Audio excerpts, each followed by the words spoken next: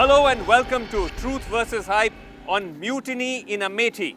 We travel to the political heartland of the Nehru-Gandhi family to find Congress leaders and workers accusing each other of factionalism, of sabotage, and even the unthinkable, pointing fingers at 10 Janpath.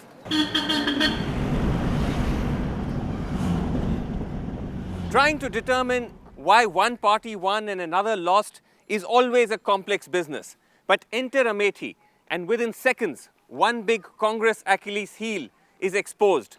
There are not one, but two rival Congress factions at play in Amethi. And this, the Amethi Palace, is the center of one of them. You yourself didn't go and campaign at all in this election. Yeah, this is unfortunate, but neither the party nor the candidates wanted me to be there, so I didn't go. He should not speak now. It's very wrong. I think it's a time when the party is in a crisis and we have lost heavily in the elections. I've done my bit and I've done it very sincerely. But yet I have lost. Yes, that's... So that's what calls for a little more analysis. Well, yes, I do feel that I should have got a little more support. And from the party?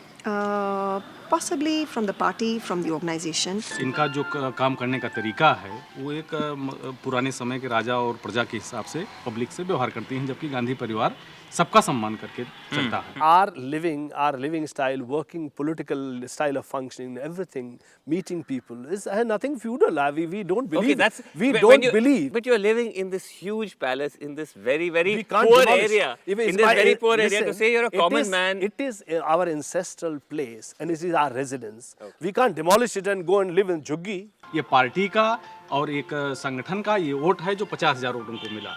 निर्दल चुनाव लड़ेंगे तो 8-10 हजार vote पाएंगे. कांग्रेस की डूबी नैया, कांग्रेस की डूबी नैया. ये खाली धूल धक्कड़ यहाँ को बीमारी दिया राहुल गांधी ने. कांग्रेस ने यहाँ के लोगों को बीमार कर दिया. गरीबों को क्या निहारा था. But the women of Simra tell us of a quieter Rahul initiative which seems to be working. गांव को फायदा विकास का हुआ.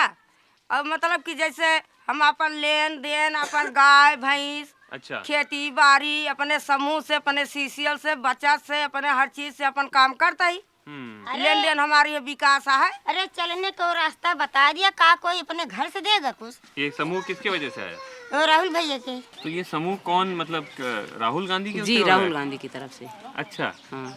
तो गांव में कितनी महिलाएं ऐसे समूह में हैं? गांव में हमारे गांव में 4 समूह हैं, जबकि किसी समूह में 10 महिला या 14-18 ऐसे हैं. अच्छा, तो काफी हैं. हाँ. तो आपने फिर वोट किसको डाला? वोट तो दिए मुलायम सिंह को. मुलायम सिंह को. क्या करें, हम लोग मजबूर हैं. हम लोगों को दुख हुआ, हमारे राहुल भैया हार गए. हम लोगों को दुख हुआ, बहुत दुख हुआ. हम लोगों ने खाना नहीं खाया उस दिन. अच्छा. हाँ, जानते हो ऐसे ये कि राहुल भैया हार गए तो हम लोग को खाना नहीं खाया. नहीं, रो ना. बहुत दुख है. यहाँ पर विधानसभा चुनाव में अमेठी हाथ से गया, तो क्या इससे लोकसभा चुनाव में कोई प्रभाव नहीं है, बल्कि उससे ज्यादा वोटों से जीतेंगे. उससे ज्यादा वोटों से जीतेंगे राहुल जी. मैं ये यहाँ गारंटी में दे रहा हूँ. आप भी मीडिया के हैं. अच्छा. आप जान लीजिए कि यहाँ जितने वोट से जीते उससे कम 2 गुना वोट से जीतेंगे राहुल जी दोबारा. आप यही मानते हैं कि इससे लोकसभा चुनाव में ये सीट का कोई डर नहीं है? ये गड़बड़ खत्म हो गया, इनको पता चल जाएगी. मैंने पहले भी कहा था, आवाज भी कहा रहा. कार्यकर्ताओं में जोश बता रहा है कि डूबे नैया. कांग्रेस की डूबी नैया जीत गए गात्री भैया. अब जो है उनका वो जादू जो चल रहा था वो जादू नहीं चलेगा.